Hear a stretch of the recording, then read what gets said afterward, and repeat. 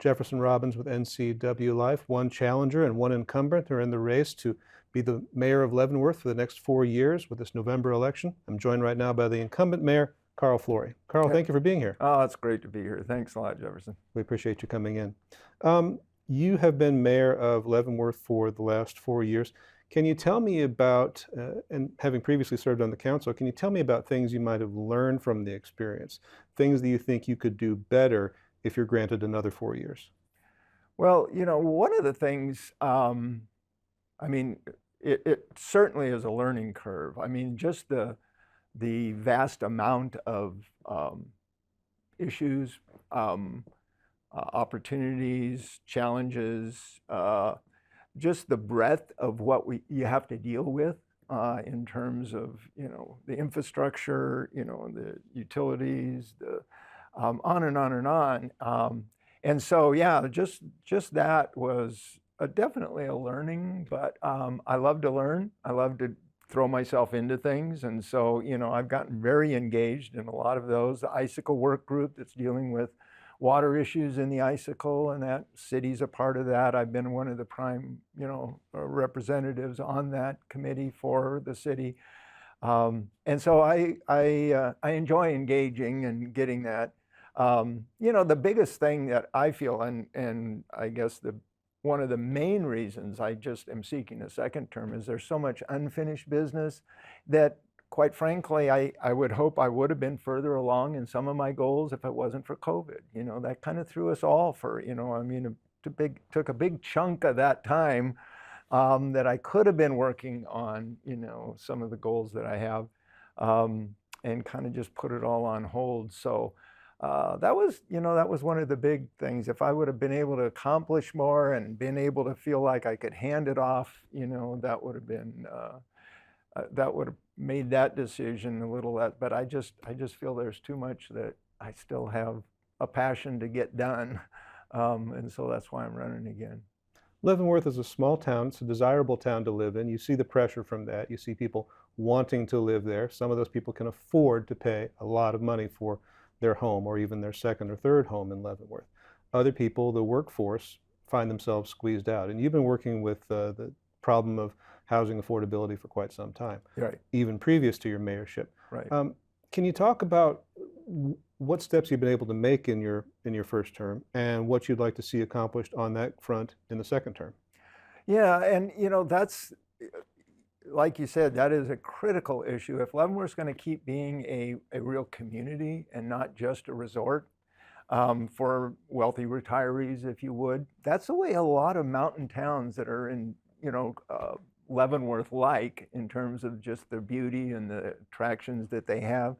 That's the direction that they go. And if we're going to keep that, we've got to, so the types of housing, if we're going to house and affordably house a workforce, they're going to be smaller units. There's going to be, cottages. There's going to be the idea that you can build affordable single-family homes on a single-family lot. That ship sailed. That's not possible. The cost of them, just the cost alone, makes it impossible.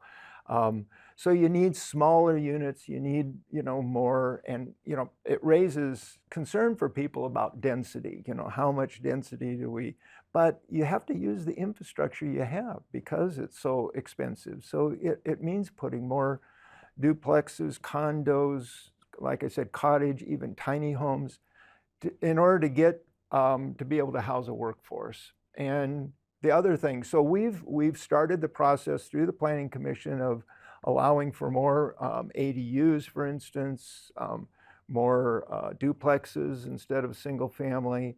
Now the idea is you keep it in the scope and things. You want it to still look and feel like that small town and that appropriate to the neighborhood, but still have more units. And that's a tricky thing to try to pull off, but we're committed to trying to do that. But the thing that's missing, and this is the thing that we won't solve our problem without a funding stream, that we can grab some of these. Because it's in such high demand with people with money that no matter how many units you create, if you don't have a way to say, we're taking these and keeping these for our workforce, and that takes dollars. That's the only way in this society that you can grab something and claim it, is if you can bring dollars to the table that can put those restrictions on it. And that's where we haven't yet got a funding stream, a local substantial funding stream that will help us to be able to grab that. We've done some of the rezoning and the allowing different types of units and those kind of things. But in and of themselves, that doesn't get us the workforce housing. So. And Leavenworth's been working with the state to try and establish those revenue streams that you mentioned. Yeah, and we've been working with the legislature to try to allow us to use, we've got our tourism industry is a huge industry, and it's, again, powers what we do. We're not going to get a revenue stream that doesn't use those tourists to be able to generate something for us, because that's what our economy is. And it's difficult to get that through legislation that allows us to put some kind of tax, room tax, some kind of additional fee, something that can ask our guests to help us to stay a community. Everybody loves coming because it still has that feel of, they talk about how hospitable it is. It's still a quaint town, if you would, because it still has a town feel to it. If we lose that community to just second homes and people that aren't, and people aren't living and working there, we'll lose that same quaint, one of the big draws that people enjoy about Leavenworth will be gone, and it'll hurt the business. It'll hurt we'll be just, again, another one of those resorts that don't have a real community behind it. And that's good for no one. That's a lose-lose instead of a win-win. The businesses will end up losing, if we continue down this escalating cost of housing and everything, what happens and what follows right behind it is the loss of mom and pop businesses. Then you lose that feel of, again, having a community. It'll be a corporate destination for, outside money, but you'll lose that community. And I raised my family there. I love the community. It's still a special place. I don't want to lose it. And that's my fear, is that's the path that we're on without some intervention. And I need dollars to do that. And convincing the legislature that this one, small little community is worth saving. There's a lot of political trade-offs that happen and stuff, but I'm my passion is, and for the first time, we've actually hired some help with a lobbying firm that's going to help us, because I just can't be there enough and have enough contacts with the legislature, to be able to do it all. And so getting somebody that's present there and has those connections that can help, even steer me to where I need to be in terms of trying to get this through. So, well, let me ask about one of the things you mentioned in terms of a housing solution, ADUs, accessory dwelling units. Yes. This is essentially the capability of building a second house on your lot where zoning allows. So tighter density, 2 homes on 1 lot versus just one. A lot of those ADUs, though, wind up being used for a bed and breakfast. And a bed and breakfast is the only kind of short-term rental allowed in Leavenworth. We don't do Airbnbs for a Friday, Saturday night. You have to have a bed and breakfast relationship with your guest. So if we have the door open in Leavenworth to ADUs, how do we then sort of tighten up so that these things are being used for housing and not merely for commercial interest of the owners?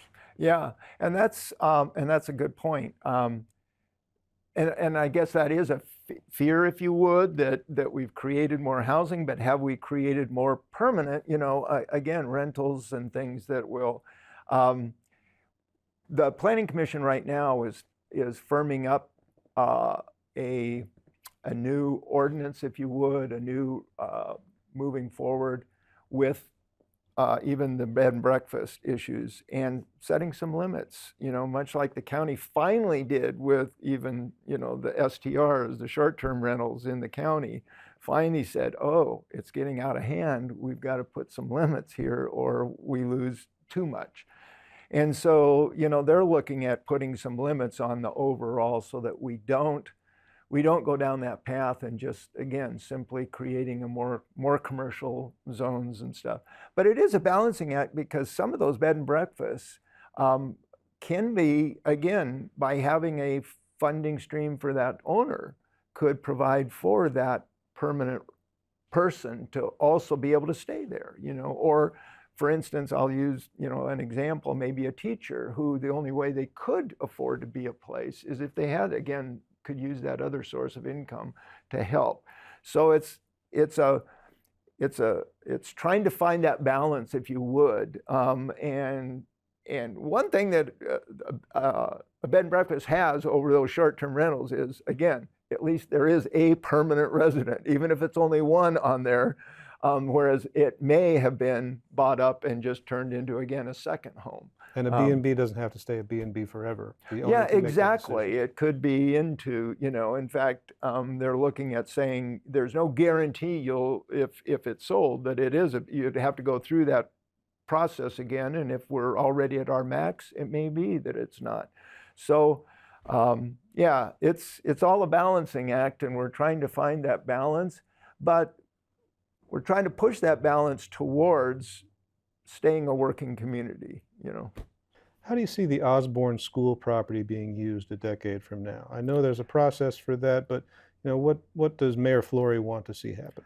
Well, I'm excited right now, and I think, I think this could be a win-win-win again. Of actually, we are in the process of redoing the playground, and that's going to happen soon. It's almost designed. We've gotten community input into that, and then they're going to be moving that forward. And so I hope you'll see, a good replaced playground there by next year. And then as far as the building, the Osborne School itself, we were thinking of just taking it all down, but they did want some community space, something, and not defined real well. But so now the proposal that we're kind of running with for the time being, and it's not a firm decision, but there is some excitement, and I would be excited to see this, is to move the library into a part of, demolish a lot of it, fix it up, make it, bring it up to the codes and everything for a smaller version, about a 10,000 square foot, wing of it, and move the library over there. And then it would give us also some community space, keep that old gym that could be used again for the community to do indoor activities and things that, for instance, one of the big ones that people want to see is an indoor space for the winter for pickleball, and that you could get a couple of pickleball courts in that old gym. So anyway, the library actually is excited about it. They need more space. It would allow them to grow and get them out of that downtown where parking is. It would be more in the middle of the residential, and a library is a residential. And then by having the playground right there, it works for doing outdoor things as well. Libraries are getting much more programmatic than just a source of having, stacks of books. So, I'm excited. That's where I could see, a real win-win again. And we need more space for city staff. We've got some offices that had one person that now have three. We're growing as well. We had a space study done that talked about our additional needs. Freeing up that library space would meet those needs for the growth of the city staff as well. So. Cities people are passionate about their city pools, their public pools. Mm-hmm. There's a drive to replace the existing pool, possibly with another model that's year-round. There was a proposal where a developer wanted to look at the possibilities of a land exchange, and then that developer would build the pool. That didn't happen. What kind of future is there for the pool, understanding that is actually its own separate recreational district? Yeah, it's funded in part by that recreational. Actually, the city still owns it. The recreational district is a funding stream for it, a regional funding stream. I think going forward, pools are expensive. You know, they really are. There's a lot of municipalities, they're closing them up. There's no way to make money. They're a drain. And if you're limited in what you can do, now again, the PRSA, the recreational facilities group, gives us some buffer there and helps, but we still do support that with our own, dollars. I think going forward, it's going to be looking at some kind of public and private. I mean, to get something done, they're expensive to rebuild it, to even without covering it. And there was a big movement, and there is a lot of people would love to swim year round. It would allow for a swim team at the schools. So there's a lot of energy around that. But the cost of it and the need to raise taxes, and there's a lot of pushback and a lot of sentiments that, don't raise I mean, I'd love to have the pool, but don't raise my property taxes and don't raise, so there is a potential of raising sales taxes to help support it. But it's still going to take, I think, to really do it and do it right, it's going to take, again, a public-private. And out of a recent meeting that we had to present the final study that was done and talk about the costs and the potential of what taxes would raise, out of that did come a kind of friends of the pool group that's willing to look at how to make it work with public and private. And I think, again, that passion around that pool is going to have to be the driver. It's going to have to be people who really want to see it, that are going to, the city by themselves, even with the recreational service area, without additional, input and dollars and passion to carry that. And I think it's there, but that's what's going to determine whether and what we get in moving forward, whether it's just the pool itself will need to be replaced down the line a few years regardless. So whether it's outdoor, indoor, it's going to take friends of the pool to help make it happen. Carl, we're in our second year of 2 Oktoberfests. I wanted to go back to the relationship that the city had for so long with Project Bayern, where the space was leased to that nonprofit group by the city. Then the city makes a decision, we need to renegotiate this whole arrangement. That doesn't work well. Project Bayern says we're going to move to Wenatchee. The chamber then takes it upon itself, after some negotiations with a private partner that didn't work, to stage the Oktoberfest itself. And now we're in our second year of that. Could the city's relationship with Project Bayern have been salvaged? Was there a way to keep the original organizers, on the ticket and help them maintain that festival event? Well, I would say it was really up to them whether they wanted to stay engaged and involved. And they didn't like the changes, for them. And I'll tell you, the biggest change that was made was to downsize it to the point where it's not going to be the big moneymaker. And that's not the intent. In our view, it's to serve the rest of the community and the rest of the businesses, to hold a festival that is good for everybody, so to speak, including the locals. And the former Project Bayern were thinking about maximizing the dollars that you could create from it. So those two were not compatible, and that's why they chose not to try to run the current, as it currently runs.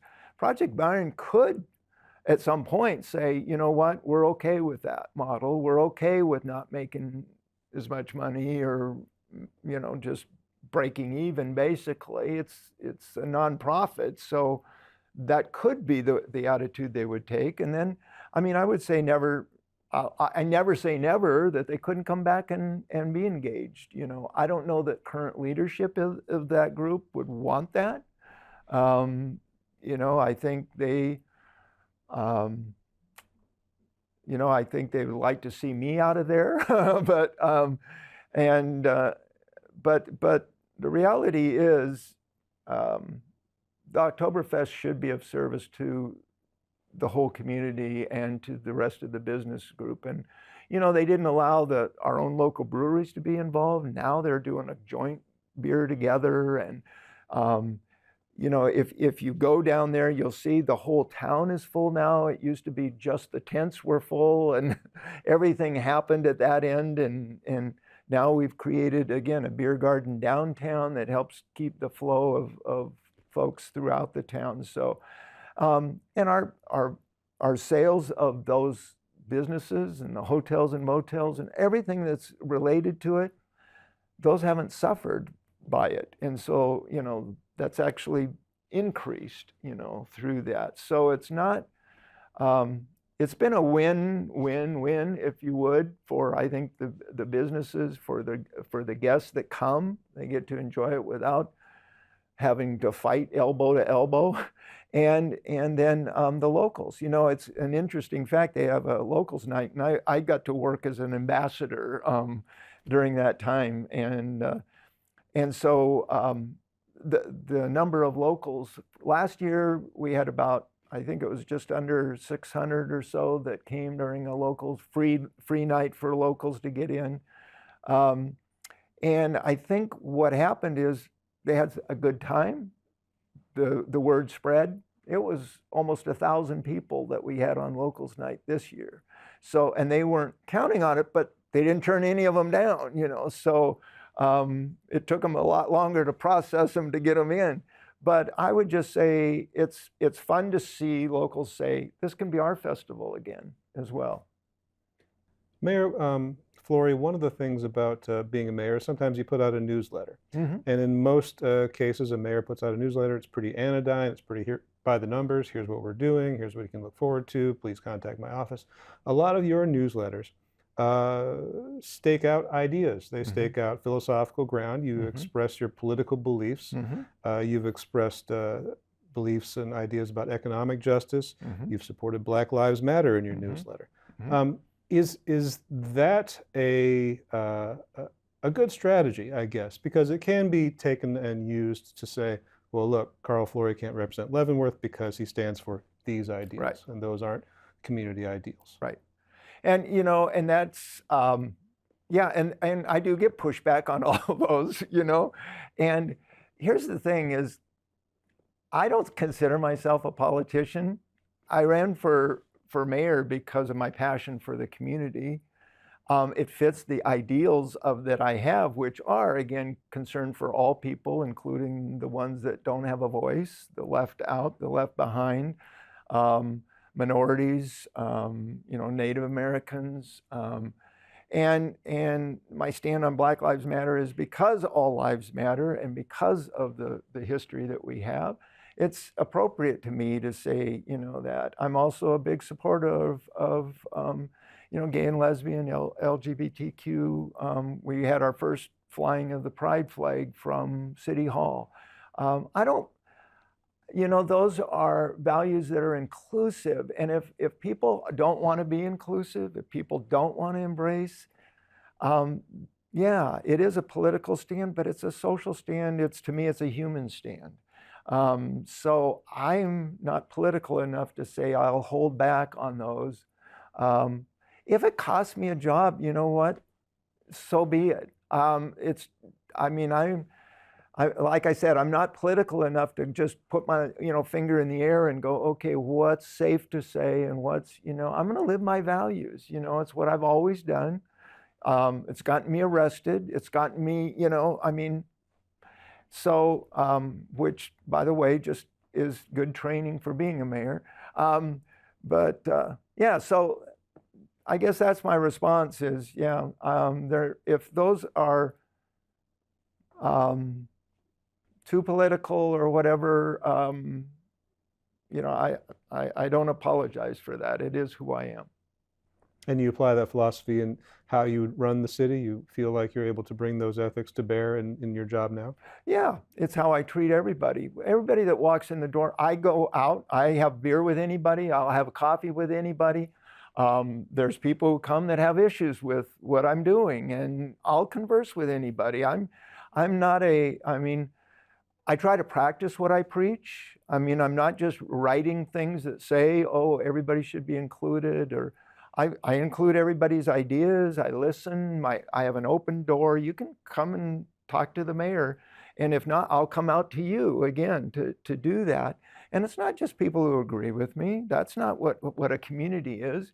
It's made up of, and I fully understand that and embrace. I know I don't speak for all when I give my views, but I also believe in using my voice in whatever situation I'm in. But yeah, I bring them to bear, but it's also what's driving my need or my vision of trying to get workforce housing, low income, below market rate. We're working with the housing authority now on a project to bring some of that. We haven't had any new below market housing created for, other than the community land trust home, 2 neighborhoods that I developed, no rental, below market rentals since Bavarian Village apartments, which were 24 units, now purchased to keep them affordable by the housing authority.